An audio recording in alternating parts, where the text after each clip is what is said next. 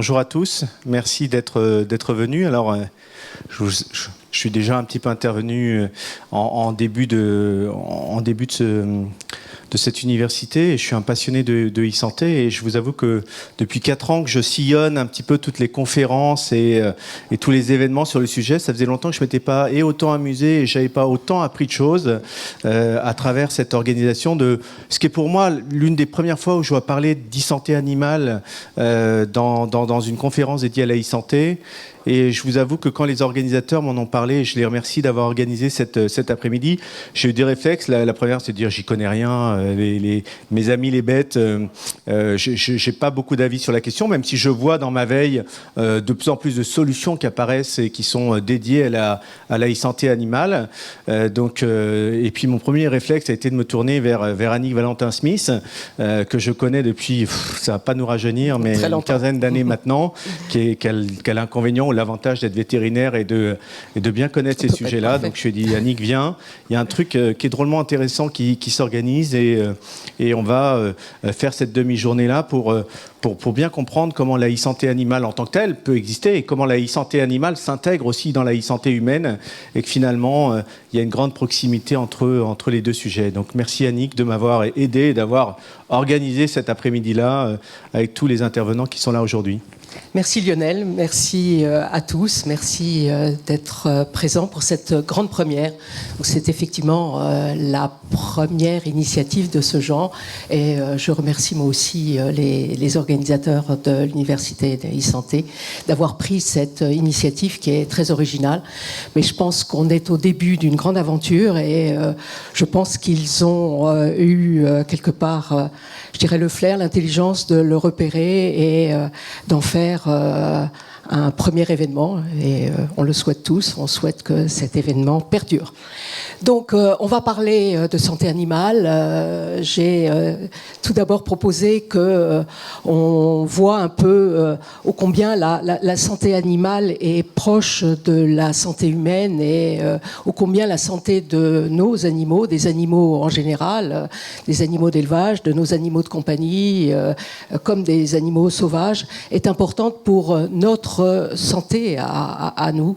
Et pour ça, j'ai contacté Bernard Valla. Bernard Valla est vétérinaire.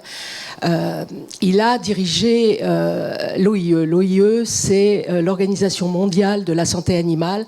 Il a dirigé cette grande maison pendant 15 ans et il a beaucoup travaillé sur cette proximité entre la santé animale et la santé humaine.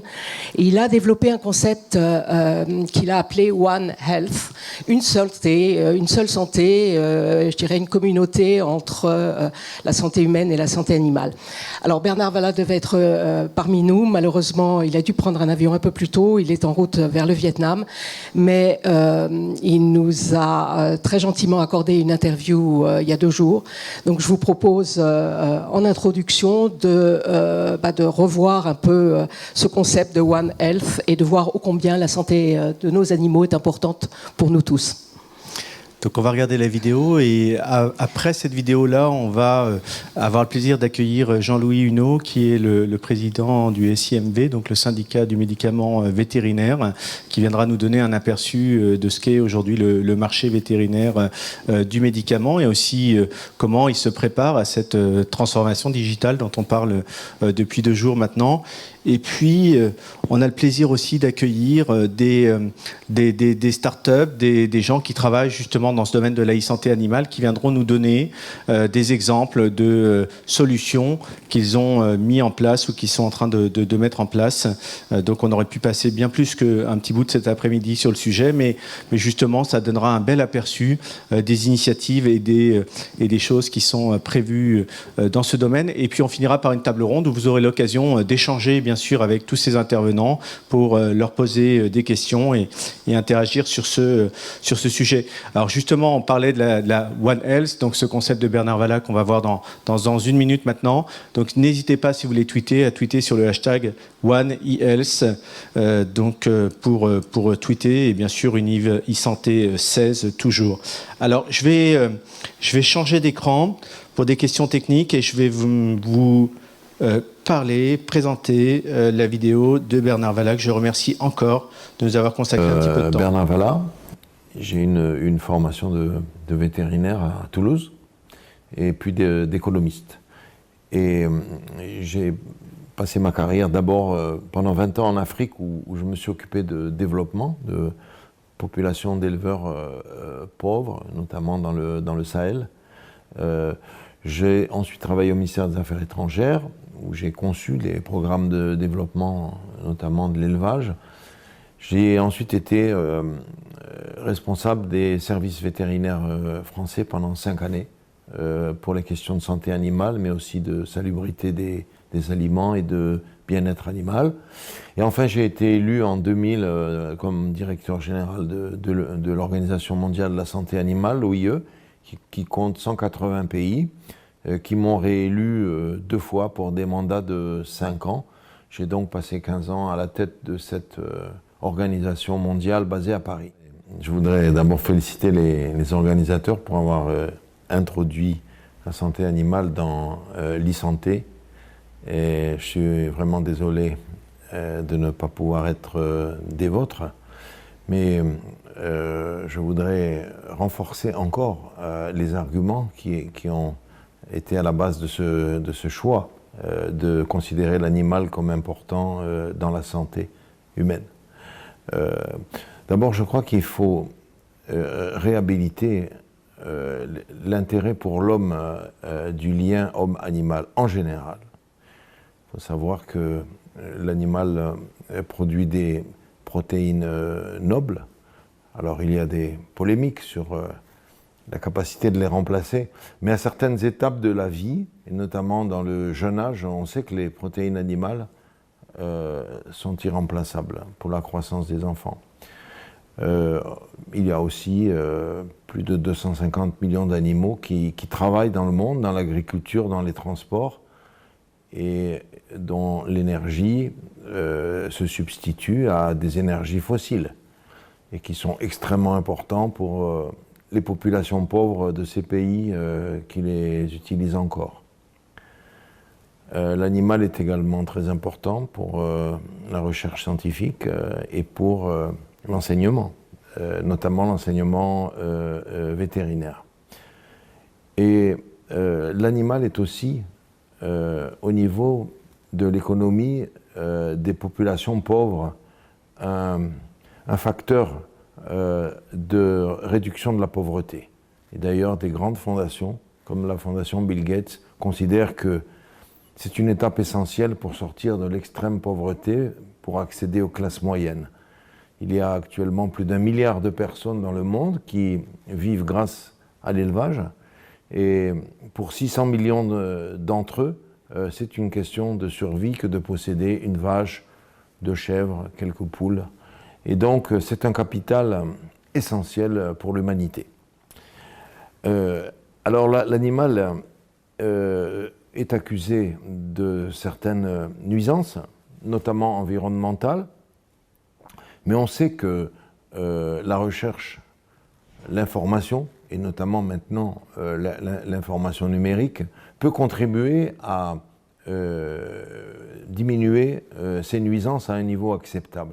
Et l'animal est aussi accusé de provoquer chez l'homme des problèmes de santé. Alors, il y a les problèmes nutritionnels, et là on sait aussi qu'il y a des surconsommateurs de viande dans des pays riches qui pourraient avantageusement baisser leur consommation pour des raisons de santé publique et d'obésité, mais il y en a des milliards d'autres dans des pays émergents pour qui un peu plus de protéines animales améliorerait la condition sanitaire. Et enfin, il y a les risques de santé, de maladies infectieuses liées à l'animal. Tout le monde a entendu parler des zoonoses, qui sont les maladies transmissibles de l'animal à l'homme. Et on sait aujourd'hui, et tout le monde ne le sait pas d'ailleurs, que 60% des maladies humaines, parmi les 432, je crois, qui sont répertoriées, sont d'origine animale. On sait aussi que les 3/4 des maladies émergentes, des nouvelles maladies qui apparaissent chaque année, il y en a environ 5 d'une année sur l'autre, elles sont d'origine animale et plus particulièrement, elles viennent de la faune sauvage. Donc l'e-santé animale est essentielle pour la santé humaine, pour la médecine humaine, et s'en désintéresser serait vraiment une tâche dans les progrès de la médecine humaine. Donc tous ces arguments m'amènent à féliciter encore les organisateurs d'avoir introduit la santé animale dans l'e-santé dans votre événement.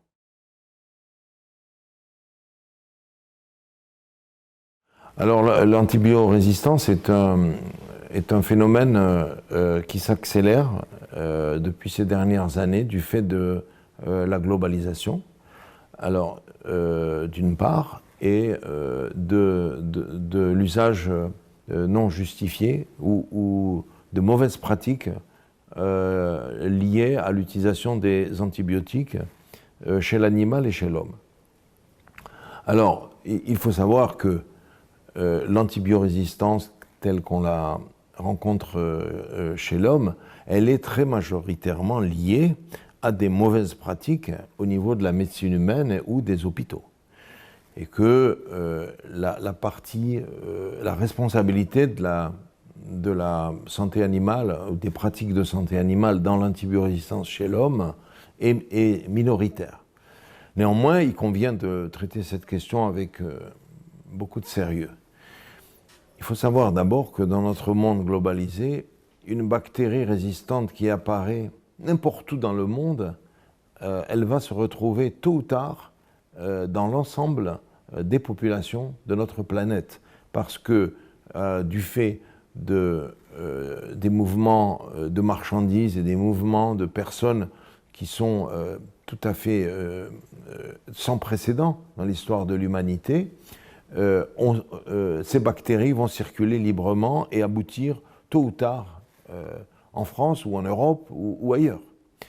Et donc il faut traiter cette question d'une façon globale. Il est illusoire de penser que des mesures strictement nationales ou communautaires vont permettre d'échapper à ce danger, d'une part. Deuxièmement, une des questions qui sont les plus brûlantes en matière d'usage chez l'animal, c'est l'usage non prudent par des personnes non formées et non habilitées. Et ceci n'est pas le fait seulement de pays émergents ou en développement, c'est aussi le fait de pays développés. Et je peux tout à fait librement parler de pays comme les États-Unis d'Amérique, où les agriculteurs peuvent acheter des molécules d'antibiotiques pour les utiliser directement sur leurs animaux sans aucune supervision vétérinaire. Donc, la solution, c'est d'introduire de la supervision vétérinaire partout, obligatoire, car l'usage de ces produits n'est pas anodin et il ne peut l'être que par des personnes formées à cet effet. Donc c'est ceci que nous préconisons. Et bien entendu, la profession vétérinaire elle-même, elle doit s'organiser pour que son éthique soit maintenue, soit sauvegardée. Et pour cela, le rôle que jouent les ordres vétérinaires ou les Veterinary Statutory Bodies dans les pays anglophones est essentiel.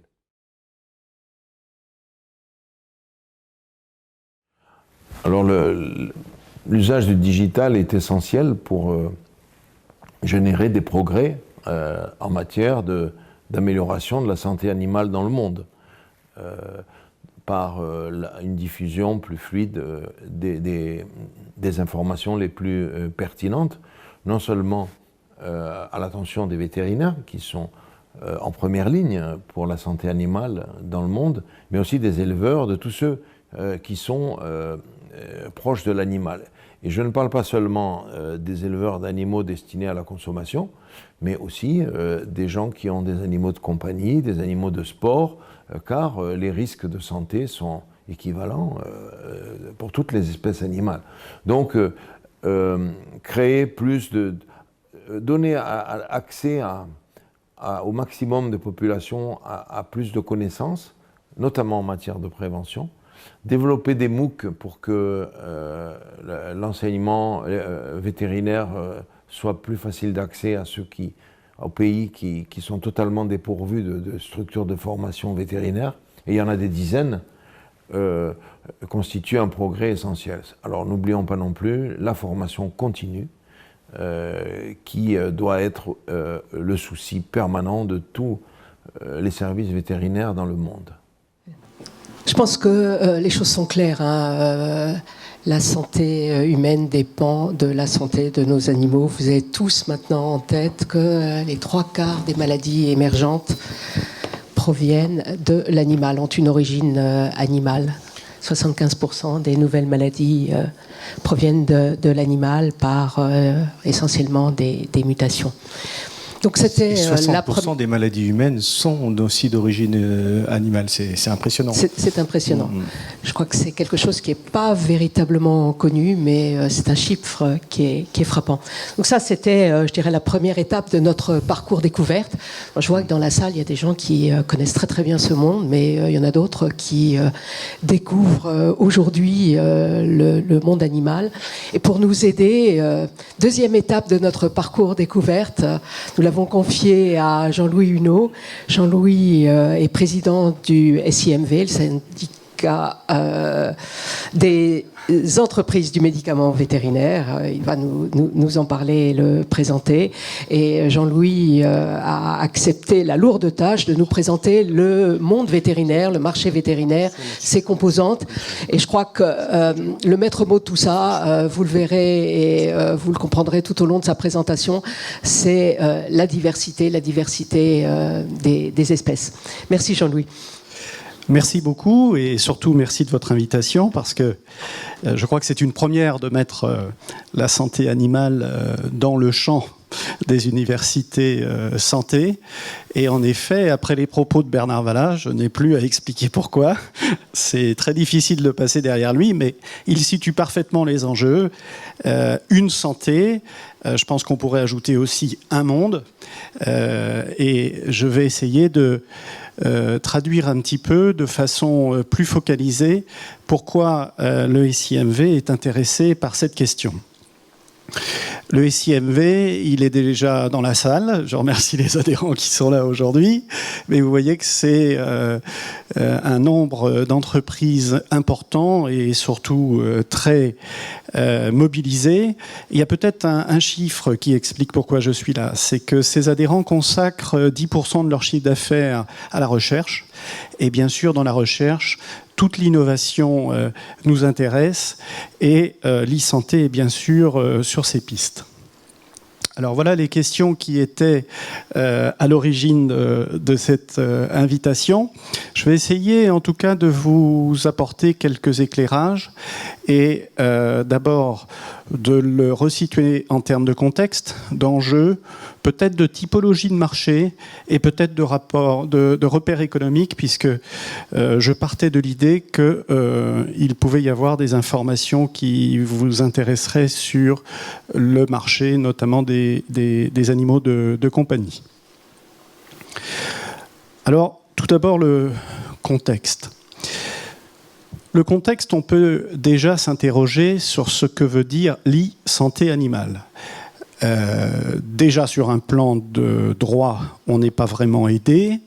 Qui s'en charge, de quels produits parlons-nous, ce n'est pas clair, ni au niveau national, ni au niveau européen. Et je crois que c'est justement maintenant qu'il faut en parler pour éviter un mauvais paramétrage, en quelque sorte, de ce contexte, sur le plan juridique. Deuxièmement, la technique. Est-ce que l'on peut faire de l'e-santé sans qu'un minimum de qualité, en quelque sorte, ne soit vérifié ou contrôlé par l'administration, sachant qu'un certain nombre des résultats, notamment de capteurs, vont venir aider la pratique vétérinaire, et il est important, comme pour le diagnostic, que nous nous fixions des règles dans ce domaine. Ensuite, ça a été évoqué par Annick, la santé animale, ça veut dire le monde animal, c'est évidemment une variété considérable, hein, de l'abeille à l'éléphant, des animaux de rente aux animaux de compagnie, de la faune sauvage. Ce sont des problématiques extrêmement variées, donc il faudra définir de quoi on parle lorsque l'on parle de e-santé animale.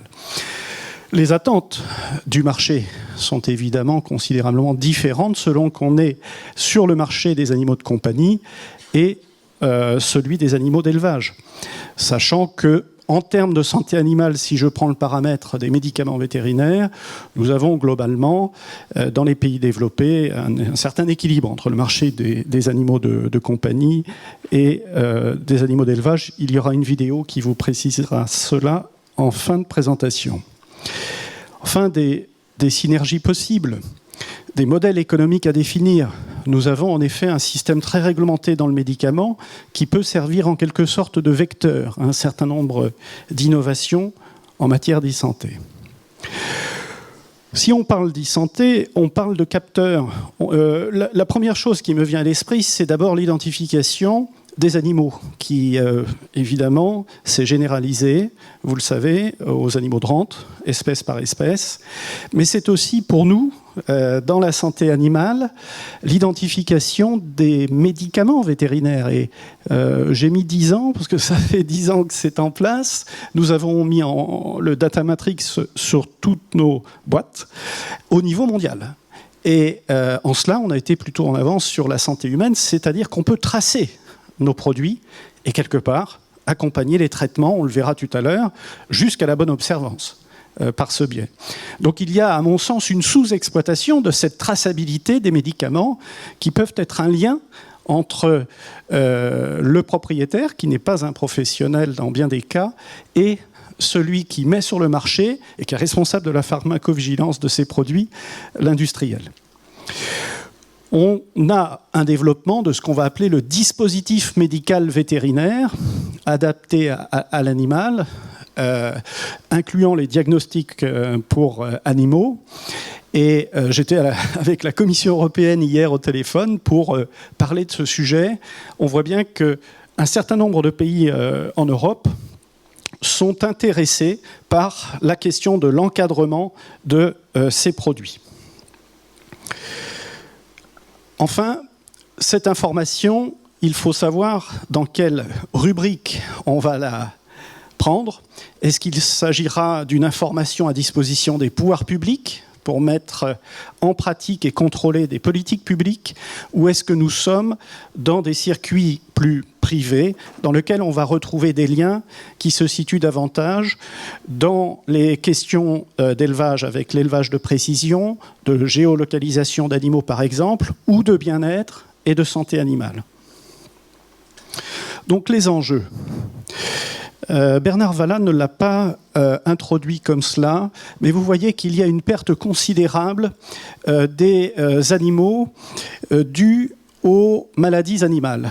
Et vous voyez qu'en tonnes équivalent carcasse, en quelque sorte, nous avons d'abord des pertes au niveau des volailles, mais aussi des bovins dans le monde. Ce sont des pertes qui nuisent, bien évidemment, à la réduction de l'impact de l'élevage sur le climat, par exemple. Ce sont aussi des pertes qui nuisent à l'alimentation de la population, dont Bernard Valla a rappelé qu'elle était essentielle pour un très grand nombre de pays dans le monde. Donc il y a un enjeu qui est à la fois écologique, qui est à la fois de nourrir la planète, et puis aussi de santé animale, bien évidemment, et de rôle économique. L'impact de ces maladies sur l'économie, qui est un peu le troisième pilier après la santé humaine, animale et l'environnement, vous voyez que SRAS, fièvre afteuse, etc., même si le slide date un peu, peut avoir des impacts économiques considérables sur l'industrie agroalimentaire, sur les marchés et même sur les pays. Et nous avons là, par exemple, en termes de maladies, en tête, l'influenza aviaire, qui est en France, qui est en France, dans cette région, et je crois que vous êtes au courant de l'impact qu'a eu l'influenza aviaire, la fièvre afteuse, qui a eu aussi des impacts considérables dans le passé, qui reste une menace et une réalité dans bien des pays. Alors je terminerai pour les enjeux en disant qu'on peut dire que l'e-santé est un accélérateur formidable de responsabilisation des acteurs, puisqu'il va pouvoir transmettre des informations et placer les acteurs en situation d'agir. Deuxième chose, et j'y suis très attaché, c'est un facteur de vérité, car le marketing a parfois des tendances à utiliser les peurs. Or, il est essentiel de donner sur la sécurité alimentaire des informations fiables.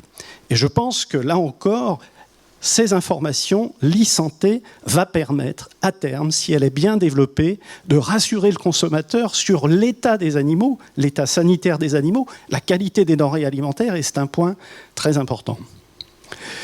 Alors, bien évidemment, c'est un formidable vecteur d'information, de formation, Bernard Valal l'a évoqué également, au niveau international, mais au niveau français aussi bien en matière de bien-être que de santé animale.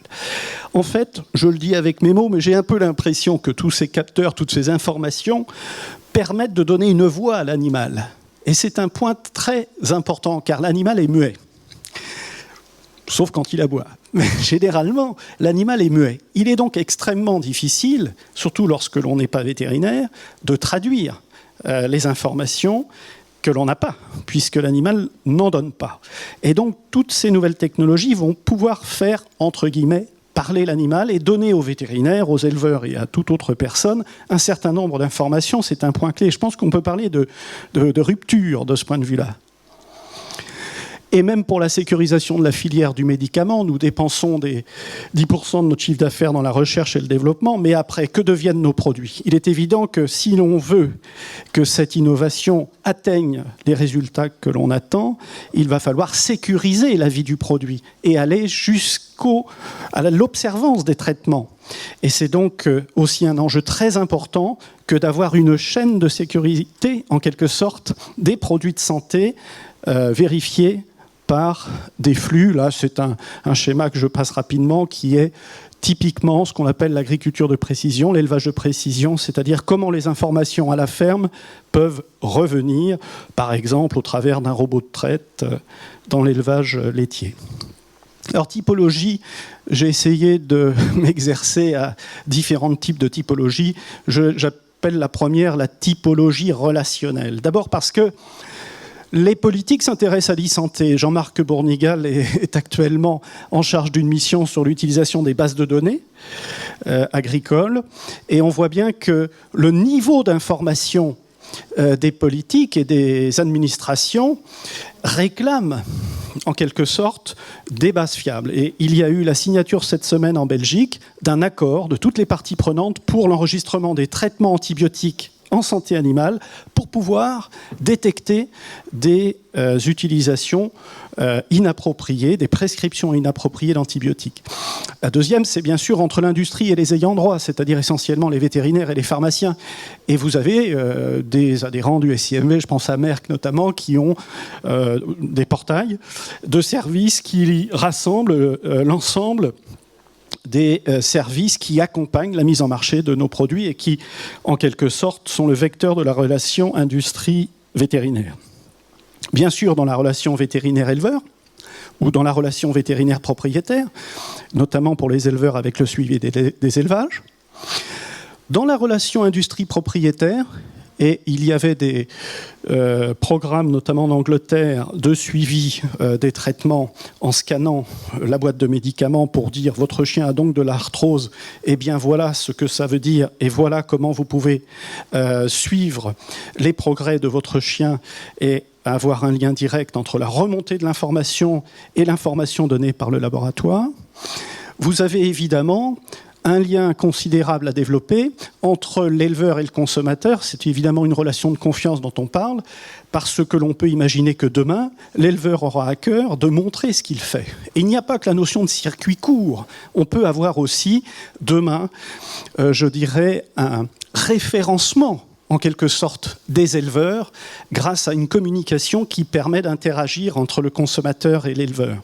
Enfin, bien sûr, dans l'autonomie de l'animal, puisque l'animal va gérer par une puce, par sa puce par exemple, bien la quantité d'aliments qu'il va recevoir, il va être identifié, suivi, et donc finalement, il y a une forme d'autonomie de l'animal qui est possible par les objets connectés. Donc, une autre typologie peut être faite également, c'est celle que l'on pourrait appeler plus matérielle. Il y a tous les objets connectés qui sont plutôt autour de l'équipement de l'animal. Les témoignages tout à l'heure en donneront des illustrations, donc je ne vais pas aller beaucoup plus loin, mais tous les objets connectés, détection de signal, traitement de l'information, domotique, identification des animaux. Nous avons plutôt des typologies qui conduisent à parler d'objectifs, conduite d'élevage, accompagnement de diagnostic, bonne observance.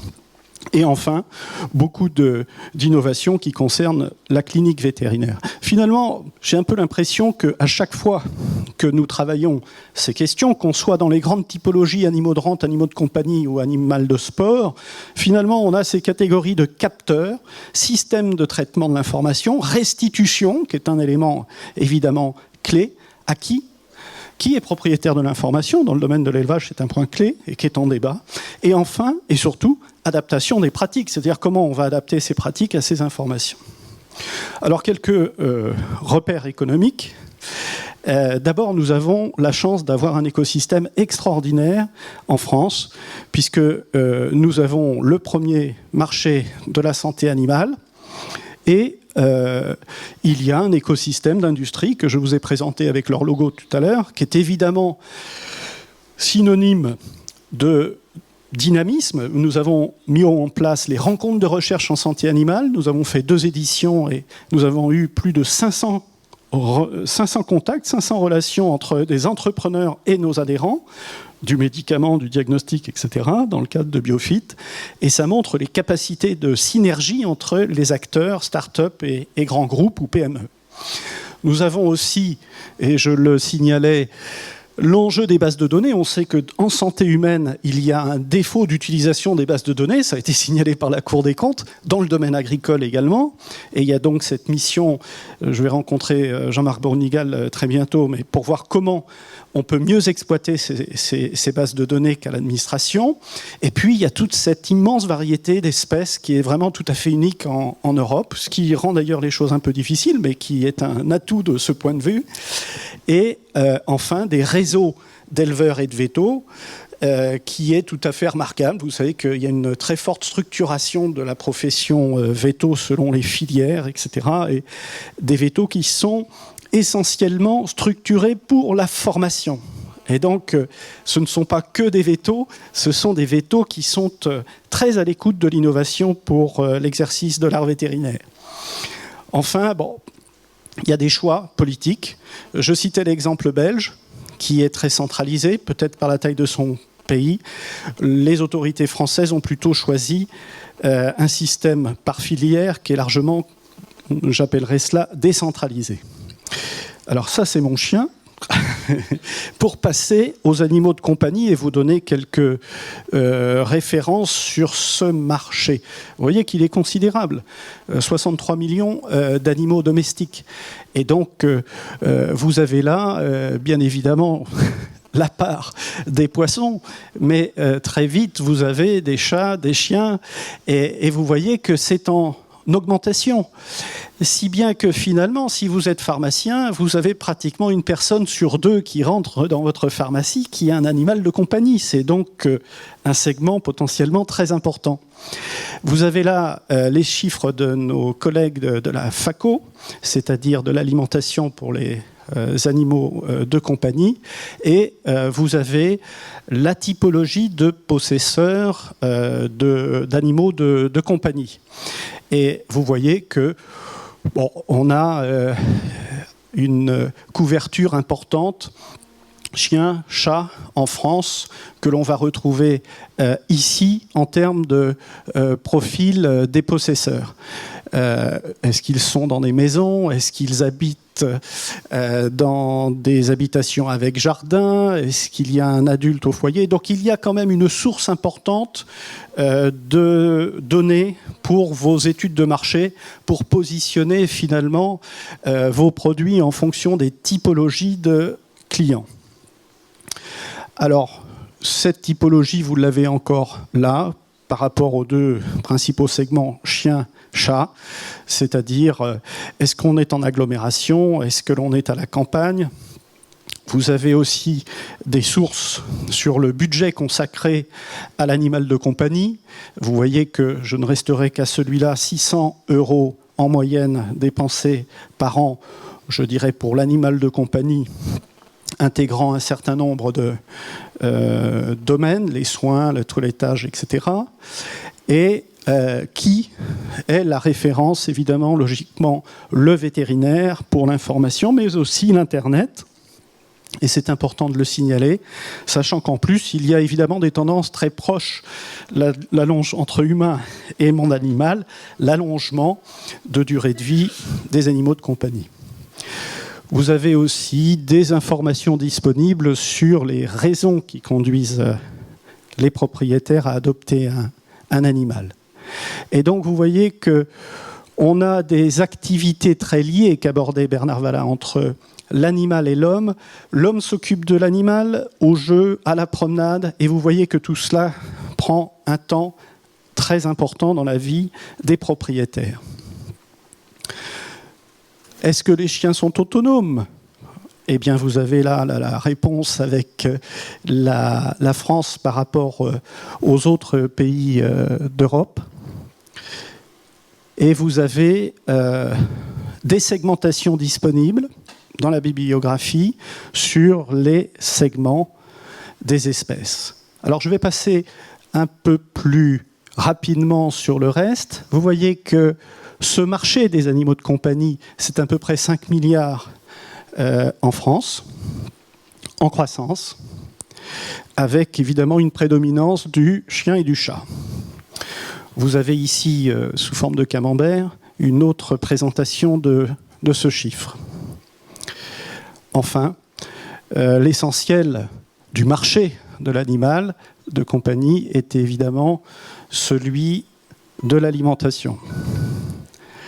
Et pour ne pas dépasser, je vais passer beaucoup plus rapidement sur les animaux de rente, puisque vous voyez que là, évidemment, les effectifs sont considérables.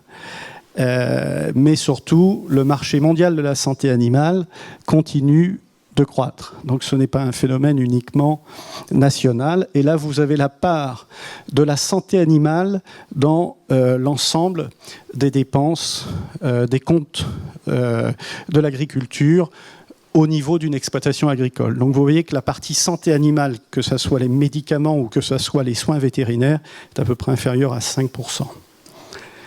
Donc je vous propose de terminer par une vidéo.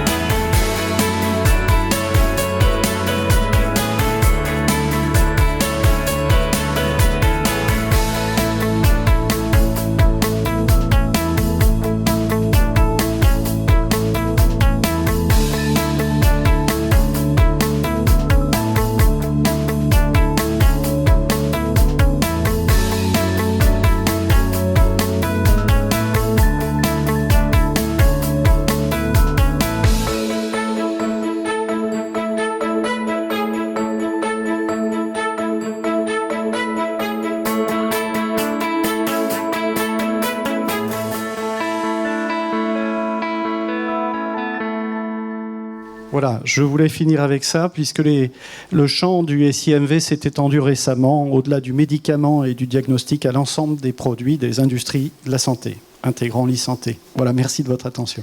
Merci beaucoup Jean-Louis. Merci pour cette très belle présentation, très complète. Vous nous avez donné beaucoup d'informations, à la fois sur la e-santé animale, sur le marché vétérinaire, sur le nombre d'animaux. Je vous rappelle que vous retrouverez tout ça est filmé, vous retrouverez tout ça sur la chaîne de l'université e-santé. Et puis bien sûr, on peut s'adresser au SIMV pour toute information, n'est-ce pas ? Pour toute information sur le monde animal, le médicament vétérinaire et son écosystème. Alors, nous en étions à la deuxième étape de notre parcours découverte. On aborde la troisième étape. Troisième étape, c'est une étape de présentation. On va vous présenter 3 exemples d'objets connectés, ou plutôt de sociétés, de start-up, qui aujourd'hui proposent, commercialisent des objets connectés ou des solutions connectées pour nos animaux. Alors, nous avons fait appel à Jean-Luc Chambrin qui va à la fois nous présenter sa société, Squazel, et qui va, de par son parcours qui est assez complet dans le monde vétérinaire, va nous parler aussi, donc Jean-Luc va nous parler de toutes les solutions, de tout ce système des solutions connectées pour la santé de nos animaux. Et puis ensuite, Nicolas Loiseau, qui a créé sa société pas très loin d'ici, d'ailleurs, il nous en parlera, nous présentera Cangat et la solution qu'il propose aujourd'hui pour nos animaux de compagnie. Et puis, ça sera le tour de Julie Urvois, qui travaille chez AEMA et qui nous montrera comment une solution qui, au départ, a été conçue pour la santé humaine, s'est adaptée au monde vétérinaire avec grand succès. Donc voilà, on en est à la troisième étape. Jean-Luc ? Sachant que Jean-Louis reviendra tout à l'heure pour la table ronde, donc gardez vos questions pour tout à l'heure et chacun de nos intervenants y répondront avec grand plaisir. À vous. Bonjour à tous, moi c'est Jean-Luc Chambrin. Alors certains d'entre vous me connaissent déjà, je ne pensais pas qu'il y en avait autant dans la salle. Et pour ceux qui ne me connaissent pas, donc moi ça fait 15 ans que je travaille dans le domaine de la santé animale. J'ai travaillé pour différents laboratoires et à peu près toutes les espèces. Et donc, en voyant l'évolution du marché vétérinaire, c'est-à-dire ce qu'on a parlé un tout petit peu tout à l'heure, l'antibiorésistance, ce qu'on n'a pas parlé, c'est l'ouverture du marché du médicament sur Internet pour une partie du médicament qui va arriver, plus l'évolution du statut de l'animal, et puis d'autres choses qui arriveront encore. J'ai décidé en novembre 2015 de créer la structure qui s'appelle Squazel. Alors Squazel, à part valoir 44 points au Scrabble, qu'est-ce que ça veut dire ? Donc Squazel, en fait, c'est du breton, parce que je viens de Bretagne, forcément j'ai pris un nom breton. Ça veut dire aide, soutien, accompagnement, en breton. Et donc le but, c'est de permettre aux vétérinaires de développer des solutions de e-santé auprès de leur clientèle. Donc la structure est répartie en 3 parties. La première partie, je fais une offre de 100% télémédecine auprès des vétérinaires, dont vous avez dû déjà découvrir une partie de la gamme, puisque Auscult, l'échographe sur iPad, fait partie des propositions d'offres que je propose aux vétérinaires. Donc il a gagné... dis-moi si je me trompe, mais le concours hier, 2 prix d'ailleurs. Et donc il y a toute une autre offre qui est là, c'est-à-dire du stéthoscope connecté, de l'ECG avec interprétation à distance, et puis plein d'autres appareils.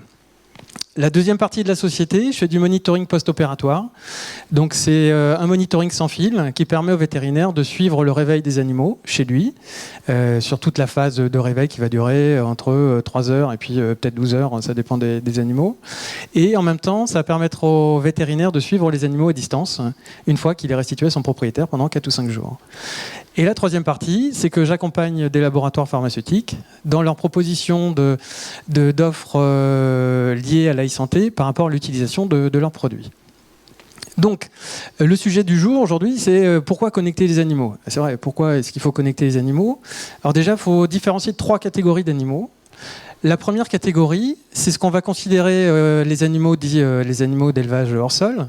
Alors, peu importe que ça soit de l'intensif ou que ça soit du bio, la manière de les monitorer est exactement la même. Après, la deuxième catégorie, ce sont les ruminants. Et la troisième catégorie, ce sont les animaux de compagnie. Donc par rapport à tout ça, eh ben, ce qu'on sait tous, c'est que le propriétaire de tous ces animaux est connecté. Bon, ça c'est fait, on ne va pas y retourner. Deuxième chose, c'est que les capteurs existent. Il y a déjà une panoplie de capteurs qui existent, donc ça on ne va pas y retourner non plus. La première chose qu'on peut déjà constater, c'est que les technologies existent. Que ce soit de la santé humaine ou de la santé animale, on peut très bien extrapoler de l'un à l'autre. Maintenant, la question qu'il faut se poser, c'est quels sont les usages de ces objets par rapport à la santé humaine, à la santé animale, et comment on exploite les données. Alors, je viens aussi du monde du sport. Je fais souvent des allers-retours entre les deux. Alors pour moi, ça va peut-être vous choquer un peu, mais le porc et la volaille, ça ressemble énormément aux bateaux de course et aux Formule 1. Alors pourquoi ? C'est que dans ces sports-là, on s'occupe très peu du pilote ou du skipper. Ce qui nous intéresse, c'est surtout le bateau et son environnement. Donc dans les élevages industriels, c'est surtout la maîtrise de l'environnement qui va conditionner la performance. Je prends ce qui se fait aujourd'hui, un élevage de porc. On connaît la ventilation, on connaît l'alimentation et on connaît les consommations d'eau. Si je prends quelque chose de très pratico-pratique, une surconsommation d'eau, est-ce que c'est lié à la température d'aujourd'hui ? Ce qui fait un peu chaud quand même ici, par rapport à notre région bretonne. Est-ce que c'est lié à une fuite d'eau qu'il y a dans le bâtiment ? Ou est-ce que c'est lié à un début d'épisode de diarrhée ? Donc les conséquences sont complètement différentes à l'utilisation d'un capteur. Là, c'est un petit peu dans un fameux sketch, Marie-Thérèse, il y a la chambre 106 qui clignote. Bon, là, l'éleveur, en fait, c'est exactement ce qui se passe dans son bâtiment aujourd'hui. Maintenant, ce qui est beaucoup plus nouveau, c'est qu'on y rajoute de la caméra à l'intérieur des bâtiments. Donc là, on rajoute le bien-être. C'est-à-dire, comment se comportent les animaux à l'intérieur du bâtiment. L'autre chose, c'est qu'on peut aussi commencer à classer les animaux. Dire, est-ce qu'ils grossissent dans notre standard ou est-ce qu'on peut déjà commencer à prévoir l'anticipation du départ des bâtiments ? Ce qui est encore plus étonnant, c'est qu'on y met des micros aussi maintenant. Est-ce que j'ai un porc qui tousse ? Est-ce que j'en ai 10 ? Est-ce que c'est sec ? Est-ce que c'est gras ? Donc maintenant, on connaît ça. Donc aujourd'hui, qui exploite ces données ? Donc le premier à exploiter les données, c'est celui qui paye, c'est l'éleveur. Le deuxième à exploiter ces données, c'est celui qui les fournit, donc c'est celui qui fournit les capteurs. Et aujourd'hui, le troisième, c'est la filière en elle-même, donc c'est l'intégrateur. Donc lui, l'intégrateur, pour la petite histoire, des capteurs, il n'en a pas que dans les élevages, il en a partout. Donc lui, il sait exactement ce qui se passe à tout moment de la chaîne. C'est-à-dire qu'un intégrateur connaît l'aliment, mais c'est lui aussi qui met dans les rayons chez Leclerc. Donc lui, il connaît toute la traçabilité de ses aliments, et là, une partie, il peut faire des études in vivo sans que personne s'en aperçoive. Après, donc les bénéficiaires. Alors, ce qui peut être très étonnant, c'est que le premier bénéficiaire, c'est l'animal. Pourquoi l'animal est le premier bénéficiaire de ça ? C'est parce qu'un animal qui est en bonne santé, c'est un animal qui va être performant. S'il est performant, on a tout intérêt à le mettre en bonne santé, dans de bonnes conditions. Le deuxième, c'est le consommateur. Parce que demain, il veut une filière sans antibiotiques, il veut une filière bio, il veut une filière, on peut dire un peu tout. On va pouvoir tracer exactement ce qui se passe. Il y a un problème chez Leclerc, on peut retracer toute la chaîne. Le consommateur voudra un système particulier, on peut le faire. Le deuxième, c'est l'éleveur qui va gagner en réactivité. Et le troisième, le plus gros gagnant en fait dans l'histoire de ces élevages-là, c'est la filière en elle-même qui doit gagner en compétitivité. Et si on fait gagner en compétitivité, on gagne des marchés, donc nos éleveurs seront mieux rémunérés. Donc toujours dans le suivi par rapport au sport, mes vaches, c'est considéré, je les considère comme des cyclistes ou des coureurs à pied. C'est-à-dire que là, l'environnement s'y intéresse beaucoup moins, mais ce qui nous intéresse, c'est surtout l'individu en lui-même. Donc, chose qui est très étonnante, je prends un élevage bovin, ce qui ne se fait pas en sport aujourd'hui, c'est que dès sa naissance, on peut faire un test génétique, ça coûte 70 € et on va savoir à 75% ses futures performances. Donc ça, c'est le génotypage. Deuxième chose, c'est que l'animal le plus connecté au monde aujourd'hui, c'est la vache laitière. Une fois qu'on a ces résultats, qu'on sait exactement ce que produit la vache et comment elle se comporte, on a le phénotypage. Donc on a du prédictif, on a la réalité terrain. Maintenant, est-ce que la réalité terrain correspond à ce qu'on a prévu ? Si ce n'est pas prévu, on revient sur nos algorithmes. Donc aujourd'hui, qui exploite les données ? Même chose, l'éleveur, c'est lui qui paye aussi. C'est normal qu'il en profite un peu. Le deuxième, ce sont les fabricants de matériel. La différence des autres productions, c'est que là, on sait exactement ce qu'il y a dans le lait. On sait si l'animal est dans un stade reproductif avancé ou pas. Donc on peut calculer, on peut identifier les hormones, on peut identifier taux de protéines, taux de matière grasse, et ainsi de suite. Ce qui va plus loin que le premier système. Et les grands gagnants, en fait, ce sont les généticiens et le contrôle laitier, aujourd'hui. Donc, je passe rapidement. Les bénéficiaires, c'est comme tout à l'heure, le bien-être animal, le consommateur, l'agriculteur. Et là, ce n'est plus la filière qui en profite le plus, c'est les généticiens et le contrôle. Alors, ça s'appelle l'élevage de précision, comme on a dit tout à l'heure. L'élevage de précision, qu'est-ce que c'est ? Eh ben, son but, c'est de faire du prédictif. Dire, on veut anticiper au maximum le comportement d'un animal, on veut anticiper au maximum les conséquences que peut y avoir sur un environnement qui va arriver, un changement de formulation, un changement de besoin du consommateur, et ainsi de suite. Donc, aujourd'hui, ce qui est primordial, c'est la fiabilité des dispositifs. Et je ne sais pas si vous vous rendez compte, mais là, on a parlé de santé animale, mais je n'ai toujours pas parlé de vétérinaire. Donc aujourd'hui, la chaîne le vétérinaire sécurise cette chaîne, mais c'est pas lui qui impulse les évolutions et les mouvements dans ce domaine-là. Donc, où il va se retrouver au cœur du système, c'est dans les animaux de compagnie. Pourquoi ? Bon, déjà, les animaux de compagnie, les technologies existent. Deuxièmement, c'est que le client est en attente. Par rapport aux études qu'on a pu faire, le client est en attente d'un suivi vraiment différent de ce qu'on a pu lui proposer jusqu'à maintenant. Et donc, ce qui fait la différence entre les deux premiers circuits que je vous ai présentés et celui-ci, c'est que dans un premier, on est dans un système économique, et dans le deuxième, on va être dans un système affectif. Ce qui est complètement différent dans la donne. Donc, comment faire passer un vétérinaire d'un système de prescription avec un peu de service, avec un système avec beaucoup de services et un peu moins de prescription. Et donc, aujourd'hui, il y a 3 gammes qui vont s'offrir sur le marché du monde du vétérinaire et de la santé animale. La première est assez connue, c'est les produits grand public. Donc, on va plutôt avoir du capteur type GPS, quelques données santé, mais assez peu. Et c'est des produits qu'on va retrouver chez Darty, chez Boulanger, un peu partout, à la Fnac.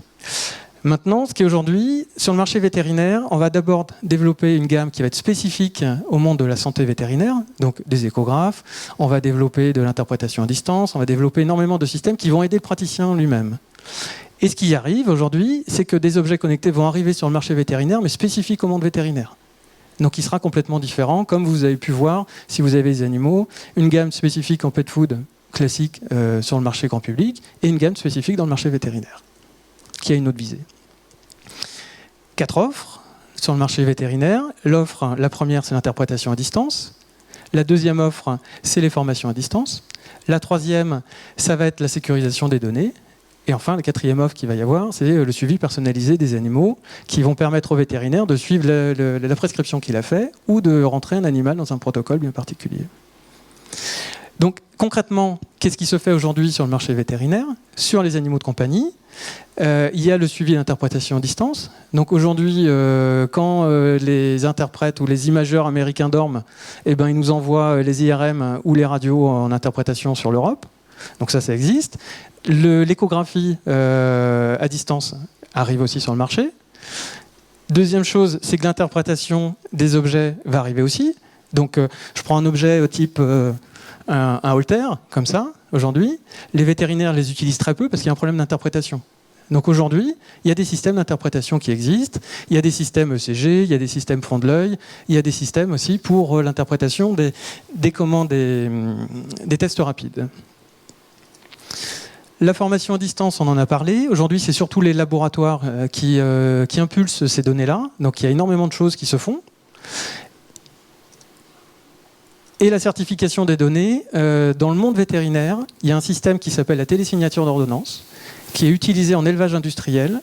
Ça fait 10 ans aujourd'hui que les vétérinaires qui sont sur le terrain peuvent signer avec une signature d'ordonnance certifiée, cryptée, sécurisée. Et 90% aujourd'hui des ordonnances qui sont faites dans le milieu industriel, porc, volaille, et ainsi de suite, sont sécurisées par ces systèmes-là.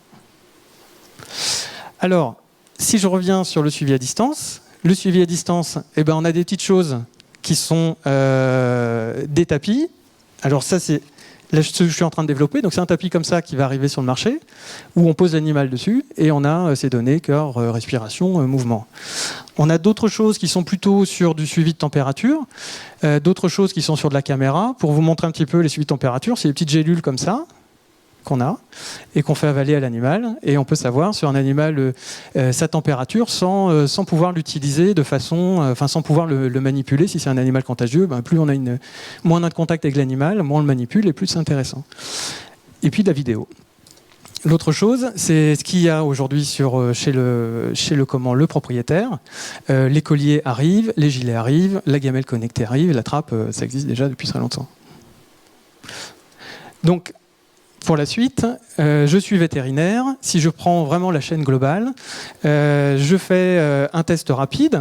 Donc un test rapide, j'ai la petite machine avec moi, j'en ai plein les poches. Je ne vous l'ai pas dit, mais hop, la petite machine en fait, ça ressemble à un appareil comme ça.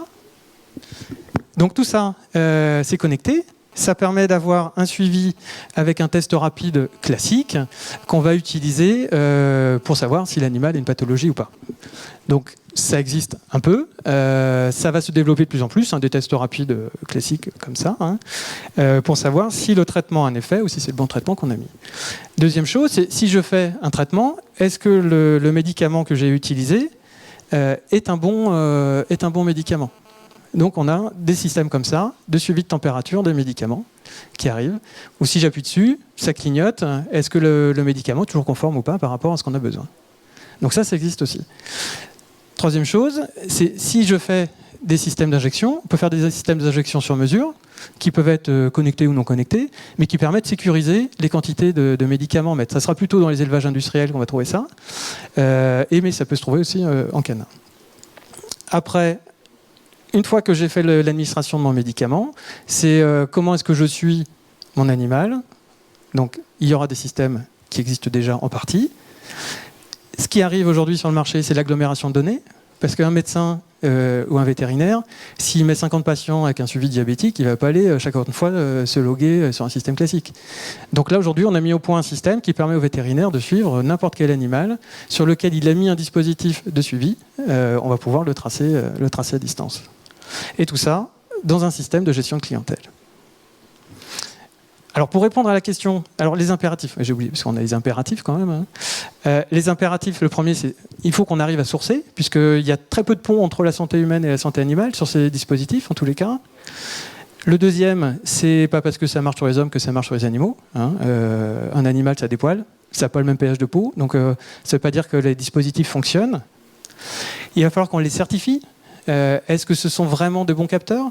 Parce qu'en général, un capteur capte une donnée, mais ce n'est pas parce qu'il a capté que le résultat qui sort est bon. Et après, il faut qu'on le diffuse. Donc il faut qu'on donne accès à ces dispositifs au marché vétérinaire.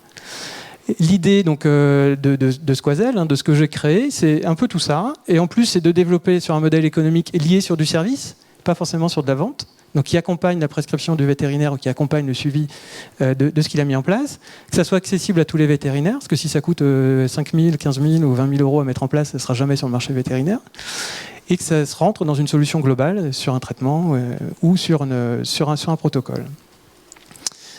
Alors pourquoi suivre les animaux connectés ? Je vais quand même répondre à la question. Le premier, c'est d'abord pour répondre à une attente sociétale. La première chose, pourquoi est-ce qu'on connecte les animaux ? C'est pour pouvoir répondre à ça. Pourquoi ? Parce qu'on a un besoin de démontrer qu'il y a du bien-être. Donc avec tout ce qui se passe aujourd'hui, il y a énormément d'éleveurs qui travaillent très très bien. Et puis il faut se dire qu'un animal qui est maltraité ou en mauvaise santé, il n'aura pas de bons résultats. Deuxième chose, c'est pour réduire les traitements curatifs. Parce que si on arrive sur du curatif, c'est qu'on a échoué avant. Donc on va plutôt travailler sur du préventif, donc ça va être du vaccin, mais ça peut être aussi d'autres protocoles.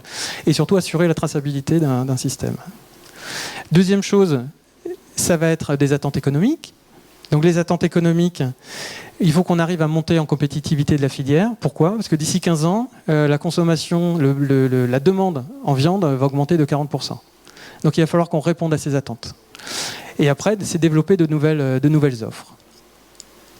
Et troisièmement, c'est pour répondre aussi à des attentes techniques. Donc les attentes techniques, c'est faire monter en compétence les acteurs. Deuxième chose, c'est le développement des connaissances sur le domaine de la santé animale. Donc, si je m'arrête déjà sur ces trois premiers items, on parle de capteurs, mais ce qui va être essentiel, c'est la donnée. C'est le traitement de la donnée, comment on la traite, comment on l'exploite, à qui elle appartient, comment on la partage. Ça va être la donnée essentielle. Et si vous êtes des acteurs de la santé humaine, il faut vous dire que n'hésitez pas à vous appuyer sur la santé animale, parce que vous allez pouvoir démontrer assez rapidement ou tester assez rapidement vos concepts, de nouveaux capteurs, de nouveaux dispositifs, parce qu'on a beaucoup moins de contraintes et qu'on peut répondre à des attentes terrain aujourd'hui pour lesquelles on n'a pas de solution, ou qu'on a des solutions, mais il faut attendre des années, où ce sont des très gros acteurs qui les ont et qui ne veulent pas le mettre dans la santé animale. Donc voilà, j'ai fini la présentation, donc je pense que j'ai peut-être fait vous poser plus de questions qu'apporter de réponses, mais voilà à peu près ce qui se passe aujourd'hui dans le monde de la santé animale. Merci beaucoup Jean-Luc. Merci, c'est très concret. Je pense que vous avez tous maintenant en tête les solutions connectées pour la santé des animaux, ce qu'on peut en faire. Deuxième exemple, Nicolas, c'est à vous.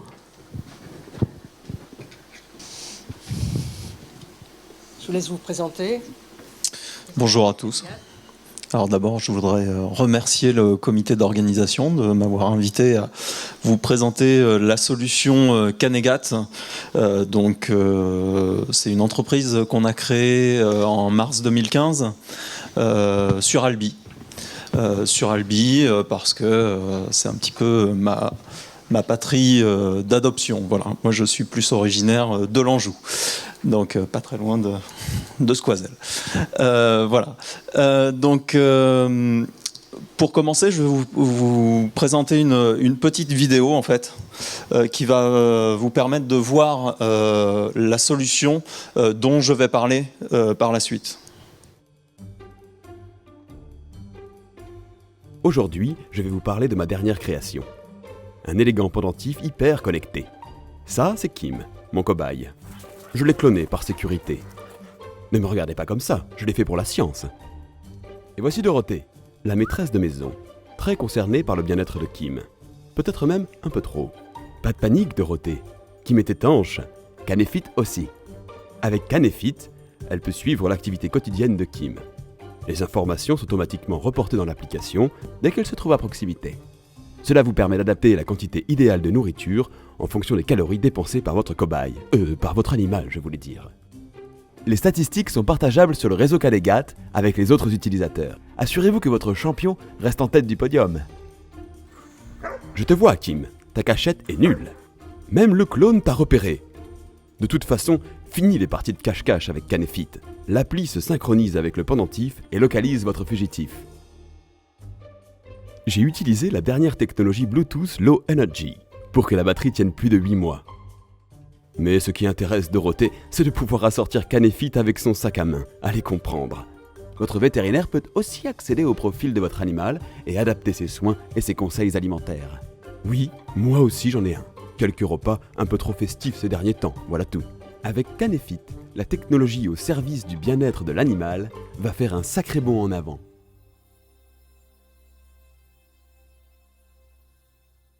C'était juste une petite présentation, désolé pour l'aspect un peu commercial, mais qui vous permet de voir un petit peu ce qui est fait actuellement sur ce sujet et qui est plus dédié, on va dire, au grand public.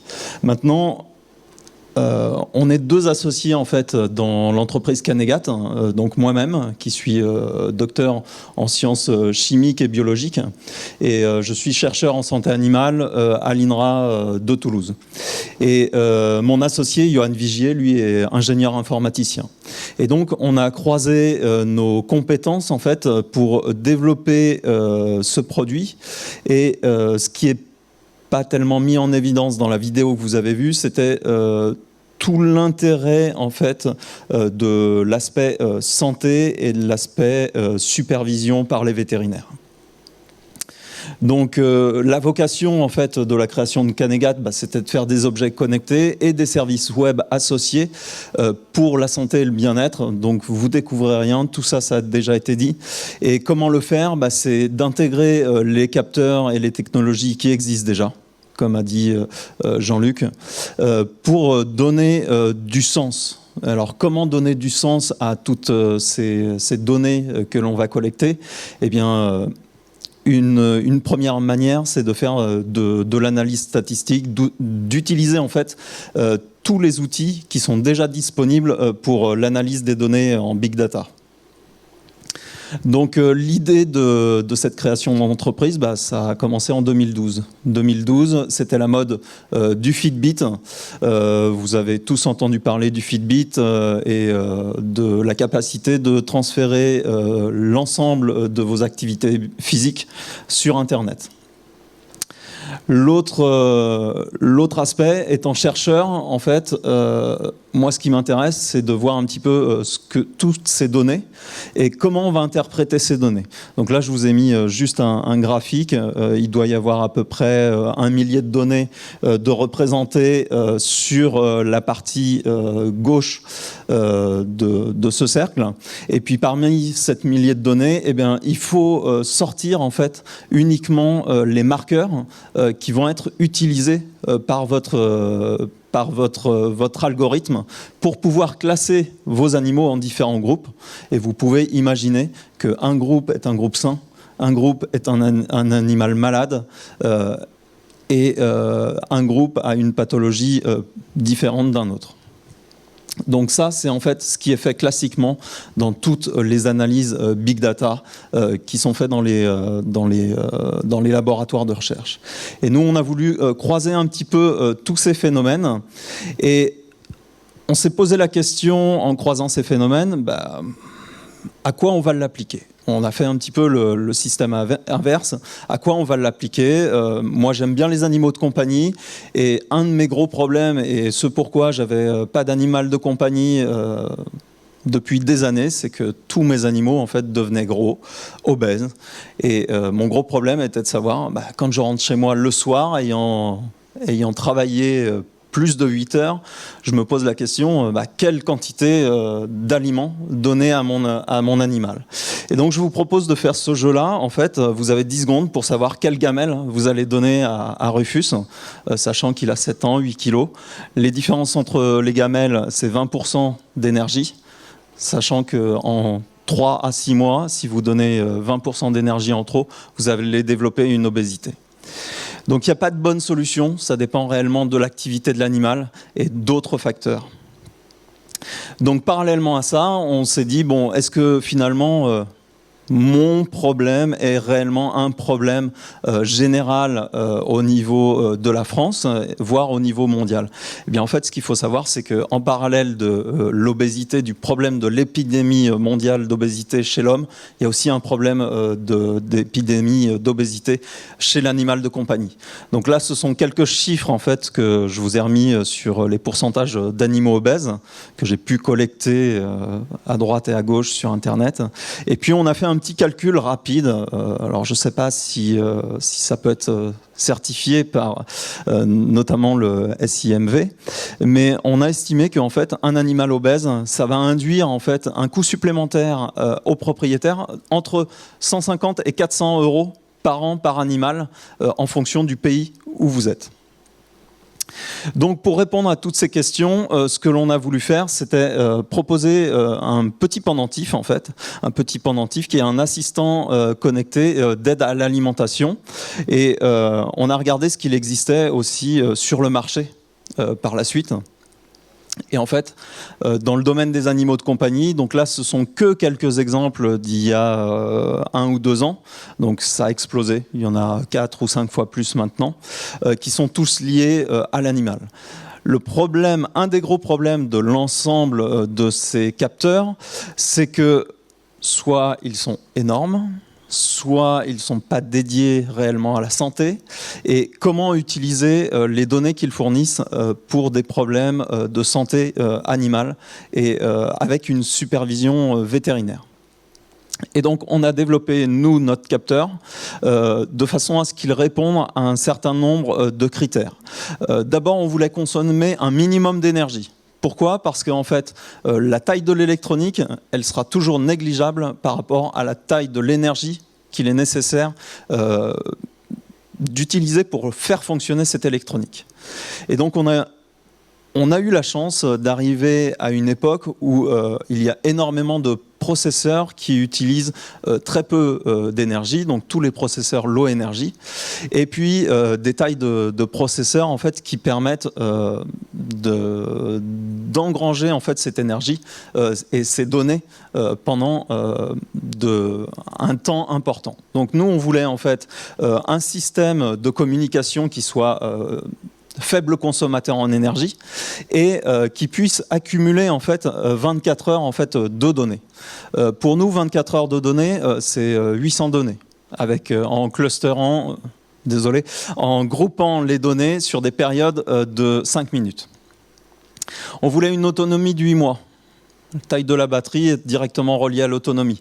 Actuellement, tous nos concurrents, il y a encore un an, utilisaient des systèmes rechargeables. Ce qu'il faut savoir, c'est que les systèmes rechargeables sans fil, vous allez avoir au maximum 1 semaine d'autonomie.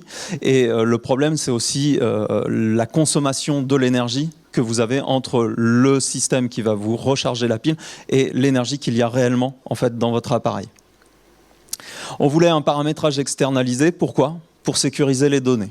C'est-à-dire que notre pendentif, on remonte uniquement les données brutes sans avoir d'informations particulières sur le profil auquel il est affecté. Et puis après, on sécurise en fait l'ensemble de nos données sur des web services, ce qui permet aussi aux vétérinaires d'avoir accès à ces web services, à ces données brutes, pour les transformer à sa guise. La dimension, problème de la dimension, comme je vous ai dit, on a énormément de colliers connectés, de montres connectées. Imaginez une montre connectée que vous avez peut-être autour du poignet au cou d'un chat. Voilà, ça représente une taille relativement importante. On a fait un compromis pour nous entre la taille de la pile qu'on utilisait, l'autonomie de 8 mois et la dimension que l'on pouvait avoir. Donc on est arrivé à une dimension de 2,5 cm, ça fait à peu près la taille d'une pièce de 2 €. Voilà. Et à l'intérieur de ce dispositif, ce qu'il faut voir, c'est que l'électronique ne représente que cela. Voilà. Vous avez entièrement tous les capteurs dessus. Ce qu'il vous manque ici, c'est simplement la pile. La pile fait 2 fois cette taille. Donc en fait, c'est ce que je disais tout à l'heure, vous allez être limité en fait par la taille du système alimentant votre dispositif électronique.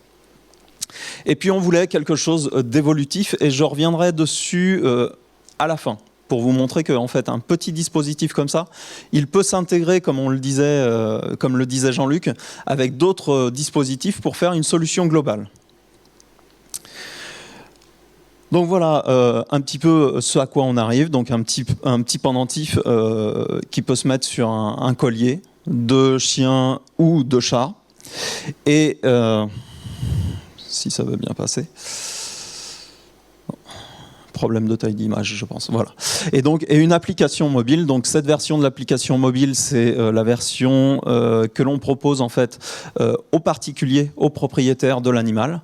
Et parallèlement à cette application mobile, nous, ce que l'on propose aux vétérinaires, en fait, c'est une interface web. Une interface web qui va permettre de contrôler les résultats qui sont donnés ici. Le propriétaire de l'animal ne va avoir accès uniquement à l'interprétation des données. C'est-à-dire que les données d'activité, nous, on les transforme en grammes d'aliments à donner à l'animal. Ces grammes d'aliments dépendent de la formule alimentaire que le propriétaire utilise. On a des bases de données de 1000 formules d'aliments chez le chien et à peu près 500 à 700 formules d'aliments chez le chat. Donc le vétérinaire, ce qu'il a l'habitude d'utiliser, ce sont ces formules qui sont en fait une détermination du besoin énergétique de l'animal, pondéré par un certain nombre de facteurs qui sont donnés en fonction de la race, de l'activité. L'activité, bien sûr, est reliée au pendentif, et des facteurs physiologiques, voire pathologiques. Comment le vétérinaire va contrôler ça ? Au travers d'une interface web où il a totalement la main sur ces différents facteurs, sur d'autres facteurs en fait qui correspondent au profil de l'animal, pour justement avoir une médecine en fait qui est individualisée. À côté de ça, on va lui rendre une information en termes de solutions à proposer en fait en termes d'alimentation aux propriétaires de l'animal. Et donc des conseils au niveau alimentaire qu'il peut juger utile ou non, mais c'est à lui de transférer sa connaissance et sa compétence au propriétaire. Et enfin, le vétérinaire peut aussi avoir un regard sur l'ensemble de l'historique de l'activité de l'animal, du poids de l'animal, suivi du poids, suivi également des nourrissages. Donc, quelle quantité le propriétaire a donné à son animal au cours du temps. Donc, je me suis amusé, parce que notre solution est actuellement en test, je me suis amusé en fait à rapatrier un certain nombre de données brutes sur un chaton. Voilà. Donc ici, sur ce diagramme, vous avez à peu près 9 jours qui sont représentés, 9 jours de données brutes. Donc vous avez les pics d'activité d'un chaton au cours de la journée. Et puis, ce que vous pouvez voir, c'est que ce chaton, le 28 juin, a reçu une vaccination et on voit nettement son activité diminuer. Après, ça a repris, heureusement. Donc pour finir, en fait, j'aurais pu rebondir un petit peu, s'il me reste 2 minutes, sur ces activités. En fait, ce sont des données brutes. Nous, on interprète l'activité en direct. Mais vous pouvez imaginer que ces données brutes, en fait, vous pouvez leur donner énormément de valeur en fonction d'une thématique précise. Par exemple, vous pouvez relier ces données brutes à est-ce que votre animal est sorti ou non de votre maison. Comment faire ça? En connectant ces informations à une box domotique, par exemple, où vous pouvez voir quelle est la distance entre le pendentif et la box domotique. Donc ce n'est qu'un exemple parmi tant d'autres. Et la grande réflexion actuellement, c'est de savoir quels sont les bons capteurs à utiliser pour prendre un minimum de place, pour donner pour permettre d'acquérir une donnée certifiée, et puis après intégrer l'ensemble de ces données pour relever du sens au niveau de la santé, au niveau vétérinaire. Voilà. Et puis pour finir, justement, je voudrais remercier en fait tous les gens qui nous accompagnent. Donc au niveau du Tarn, que ce soit l'école des mines, l'ECTI, l'ENSAIT, la PFT qui est sur Albi, Initiative Tarn, le réseau Entreprendre, la région. Voilà. Je vous remercie. Merci beaucoup Nicolas, merci beaucoup pour cette présentation d'un objet intelligent qui nous sera très utile à nous propriétaires de chiens, propriétaires de chats, mais aussi à nous vétérinaires. Permet, et on l'a bien vu, il ne s'agit pas du tout d'un gadget, mais d'améliorer la santé de nos animaux en mesurant leur activité et en évitant de tomber dans les maladies métaboliques, dans le diabète et bien sûr dans l'obésité. C'est évident qu'aujourd'hui, l'activité de nos animaux de compagnie est très variable d'un jour à l'autre. Il faut qu'on en tienne compte au niveau de l'alimentation. Le fait d'avoir relié l'activité à la formule des croquettes aujourd'hui disponibles est un vrai plus et un vrai apport. Alors, on en arrive au troisième exemple, AEMA. Julie, vous nous avez préparé une solution, du matériel que vous allez nous présenter. Bonjour à tous. Donc déjà, je souhaitais remercier effectivement l'Université d'e-Santé pour nous offrir l'opportunité de présenter notre solution dans le cadre de l'utilisation vétérinaire. Effectivement, notre solution va plutôt s'adresser aux professionnels. Alors, AEMA travaille déjà dans le domaine de la santé humaine et dans l'industrie. Et depuis décembre 2015, suite à des rencontres, on va dire, hasardeuses, les vétérinaires nous ont approchés avec de réels cas d'usage par rapport à notre solution que je vais vous présenter par la suite, où effectivement l'enseignement va apporter beaucoup de problématiques, notamment le fait de réunir une classe entière dans un bloc opératoire et de pouvoir former les vétérinaires de demain. Donc, pour vous présenter la solution, AEMA est une entreprise basée à Rennes, en Bretagne, et nous avons développé une solution de vidéoconférence mobile, main libre, sécurisée sur lunettes connectées. Alors, nous travaillons avec 3 marques de lunettes principales. Donc, la première, c'est la Google Glass, puisque nous faisons partie du programme Glass at Work. Nous travaillons également avec ODG et Vuzix, qui sont 2 autres marques américaines. Alors, nous commercialisons déjà notre solution sous forme de kit, c'est-à-dire que c'est clé en main, prêt à l'emploi. Nous livrons aussi bien le matériel que le logiciel. Alors, comment ça marche? En fait, le but de la solution est de partager la vision, la voix et les gestes d'une personne avec un observateur à distance.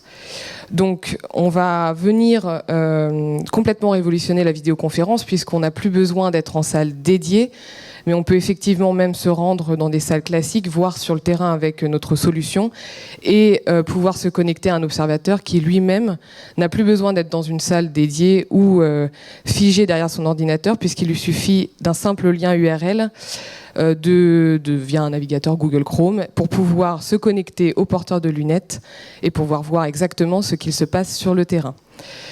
Alors, comment ça marche? Tout simplement, vous avez au niveau de la lunette une caméra qui est juste au niveau de l'œil en fait du praticien, et vous avez également le son et le microphone qui vont permettre aux 2 intervenants, que ce soit le porteur de lunettes ou l'observateur, d'interagir.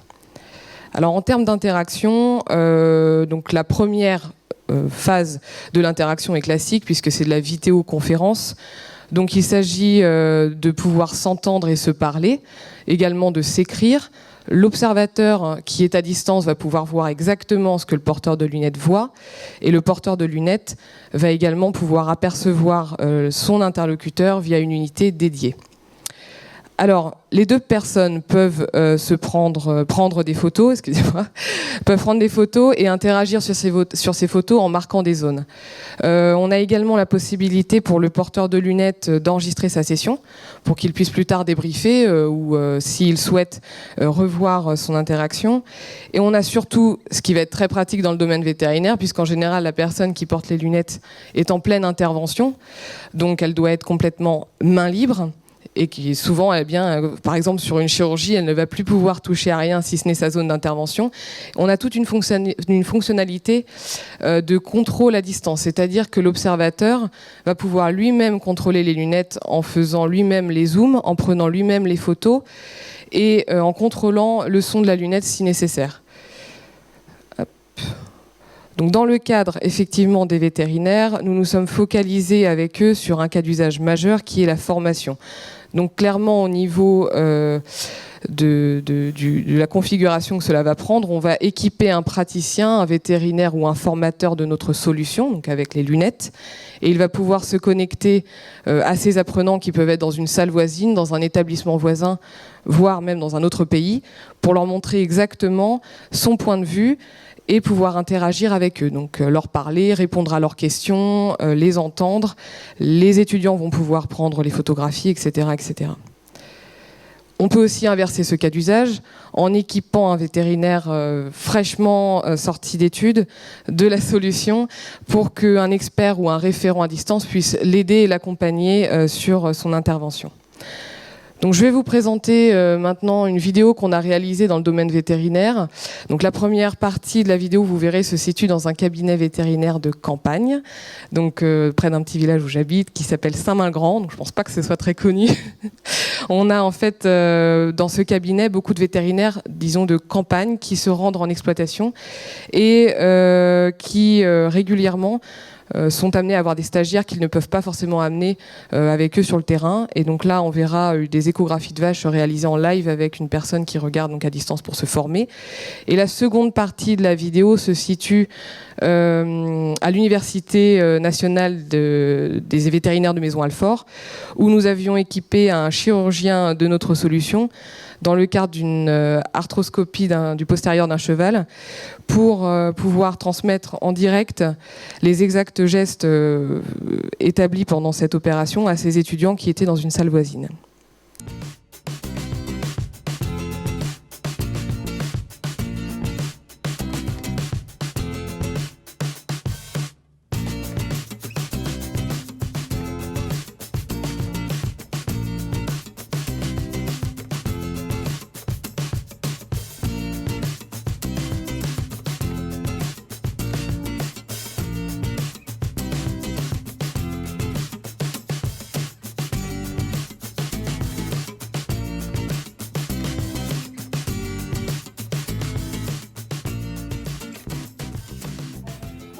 on reprend le bout. C'est trop classe. Vous voyez ça? Ouais. On peut répondre, si c'est vrai. On peut interagir. C'est génial. Il est beau, hein, Fabien. Il est énorme, non? C'est tout con. C'est tout con, mais c'est C'est tout? Mais ils sont tout petits, attention. Les radios, en fait, sur la radio, tu arrives à le